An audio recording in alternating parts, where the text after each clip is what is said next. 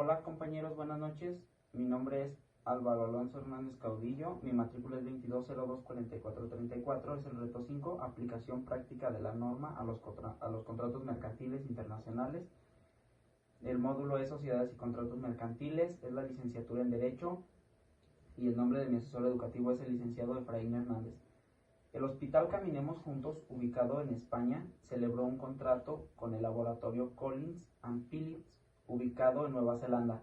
El contrato fue la adquisición de una caja de material de uso quirúrgico, 10 camas de hospital, 5 máquinas de oxígeno y una cama de apósitos y banditas adhesivas que el laboratorio entregaría al hospital. Las negociaciones se hicieron mediante intercambio de correo electrónico. El precio pactado de la mercancía fue por la cantidad de 2 millones de pesos y culminó con la firma electrónica del contrato el día 30 de enero del 2020. Se presentó como tiempo máximo de entrega de la mercancía 3 meses. En el mes de junio de 2020, al llegar la mercancía, el personal del hospital revisa la entrega y hace las siguientes anotaciones. Se recibió una caja de material de uso quirúrgico, una caja de abatelenguas y aplicadores, 4 máquinas de oxígeno y embalaje de 3 de las 10 camas de hospital estaban defectuosas. Ahora, en estos momentos vamos a desarrollar el caso expuesto de forma argumentada y con fundamentación jurídica, respondiendo las siguientes preguntas que nos proporciona la lección. La primera pregunta dice, ¿qué tipo de contrato mercantil celebraron las partes? En esta parte vamos a argumentar que fue de acuerdo a lo leído, es un contrato de compraventa internacional, porque ambas partes, las que celebraron el contrato, son de distintos países, una es de España y la otra es de Nueva Zelanda. La segunda pregunta es, ¿el contrato se puede considerar de carácter internacional? ¿Por qué? Sí lo podemos considerar de carácter internacional, porque en su definición de contrato internacional nos dice que es un acuerdo entre distintas partes que residen en estados diferentes.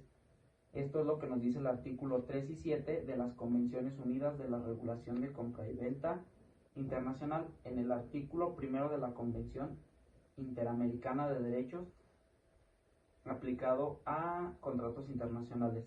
La tercera pregunta que nos tiene la lección es ¿qué tipo de contrato internacional celebrado por medios electrónicos te identifica? Nos pide que argumentemos nuestra respuesta también. Y este contrato es particular, se celebró vía correo electrónico y está respaldado por el artículo 2 de las Convenciones Unidas del Derecho Mercantil Internacional del Comercio Electrónico. Nuestra siguiente pregunta es, ¿qué obligaciones corresponden a cada parte por la suscripción del contrato? También nos pide que argumentemos nuestra respuesta y dice, aquí hay dos partes de obligaciones, la del vendedor y la del comprador. Las obligaciones del vendedor están descritas del artículo 30 al artículo 52 de la Convención de Naciones Unidas sobre los contratos de compraventa internacional de mercadería, así como entregar los objetos vendidos, sus facturas, su documentación bajo las estipulaciones del contrato que ambos acordaron. Del comprador vienen estipulados los artículos del 53 al 60 de la misma Convención de las Naciones Unidas sobre contratos de compra-venta internacional de mercadería. Además, que se debe de tener concretado el precio, la fecha, el lugar para entregar y el pago. Si esto llegara a fallar, se puede acoplar un plazo para pagar o para entregar. Las partes no señalan legislación alguna, entonces, ¿cuál debe aplicarse? Sería la siguiente pregunta. Y aquí podemos decir que hay diferentes instrumentos enfocados en la regulación de los contratos de compraventa internacional, específicamente a las obligaciones contractuales. Un ejemplo de este son los contratos de compraventa internacional de mercadería, la Convención Interamericana, Ley de Modelo de Convención de las Naciones Unidas para el Derecho Mercantil Internacional sobre Comercio Electrónico del año 1996. En este caso es aplicable el artículo primero de los contratos de compra internacional de mercadería mencionados en la Convención de las Naciones Unidas sobre los contratos de compra internacional de mercadería. Artículo primero.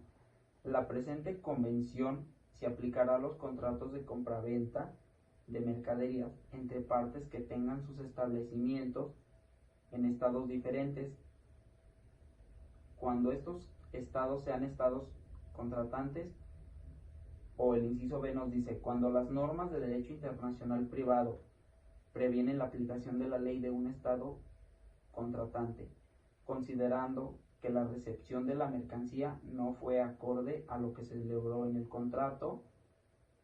¿Qué opciones cree que tenga el hospital frente al contrato? Esa es nuestra última pregunta.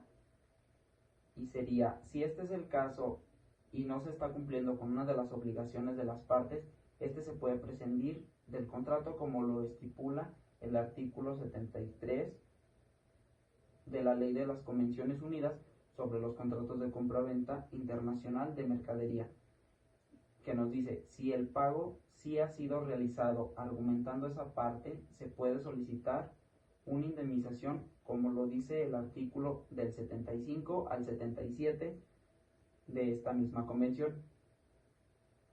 Por último, ¿crees que se proceda la cancelación del contrato? Según el artículo 29, nos menciona en la misma Convención de las Naciones Unidas sobre los contratos de compraventa internacional que si el acuerdo es mutuo, se puede cancelar. Ahora nos pide una conclusión. Nos dice que enunciemos las cápsulas que creemos son cláusulas a mencionar muy importantes, y el resumen sería así: para prevenir conflictos en los contratos es siempre dar correctamente la descripción del contrato, las consecuencias de que no se cumpla por completo, pero hay que aclarar que siempre se puede negociar cómo resolver un conflicto del incumplimiento de alguna parte, cómo es que el pago se puede dar, cómo se puede acordar dónde se va a tratar, la prórroga, y si también se incumple, vendrían las consecuencias.